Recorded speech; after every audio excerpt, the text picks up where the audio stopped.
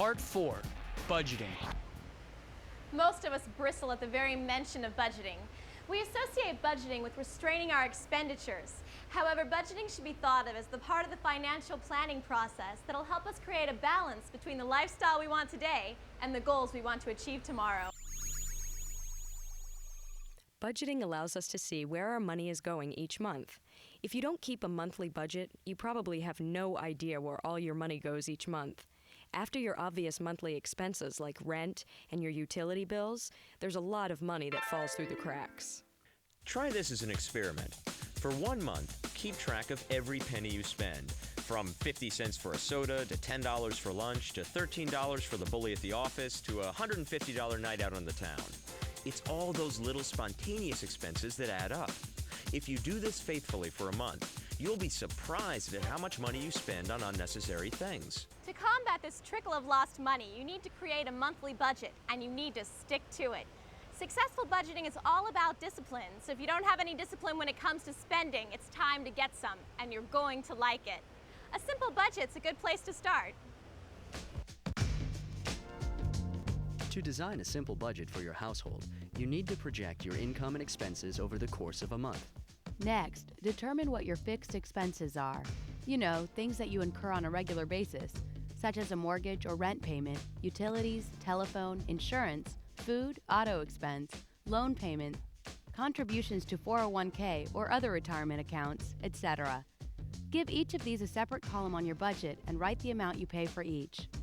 For expenses that vary, choose an amount that is slightly higher than you normally spend each month. For example, if your phone bill is usually around $60 to $70 a month, then allocate $75 for phone expense. You'll see why we do this in a second.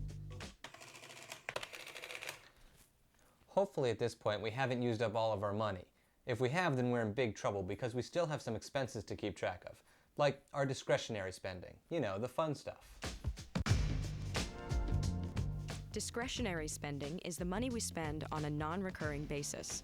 Discretionary expenses are difficult to track and may be more difficult to anticipate. However, these are the expenses that you may have more control over in the short term. On our budget, discretionary spending would be things like entertainment, sporting events, snacks, eating out, and new golf clubs. We give each major discretionary spending item a column in our budget and estimate an amount that is slightly higher than you normally spend each month. Now that we've got our expenses set up, let's see how the budget actually works. The best way to think about budgeting is to visualize our income in a box. As we earn money, we put it into the box. Once you decide how much your after-tax income is, write that down in the box. Now let's start pulling money out of the box for each category in our budget. First, we need to pay for all of our fixed expenses, because there's not much we can do about them in the short term, but pay them. Then we can start paying for our discretionary expenses. As we do this, one of three things will happen. We'll end up with money left over, we'll break even, or we'll run out of money before everything is paid for.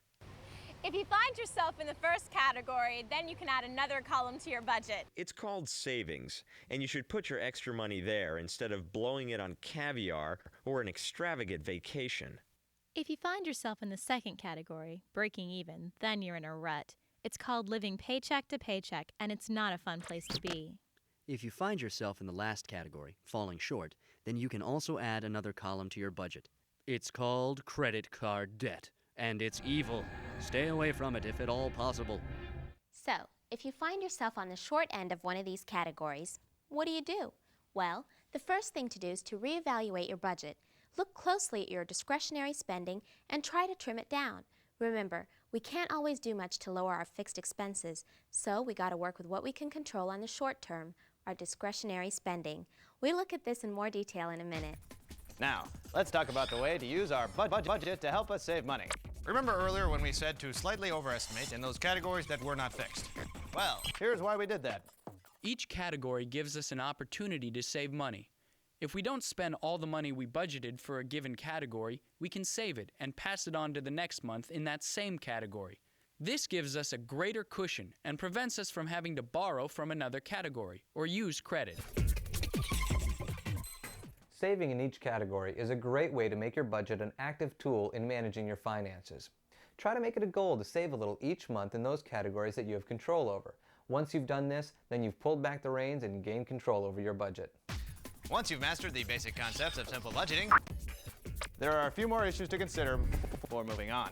your budget should consider how much you need to set aside for scheduled future purchases, Investments for your future needs, as well as emergencies, perhaps 3 to 6 months out. Also, if you're in debt, you should find out whether you can manage your debt at less cost through such techniques as debt consolidation at a lower interest rate or tax-deductible home equity loan. If you have a mortgage, find out if refinancing makes economic sense. Well, that about does it for budgeting. Just remember that a budget is useless to you unless you have the discipline to follow it. Now, let's move on to the fifth step designed to help you gain control of your financial future: saving.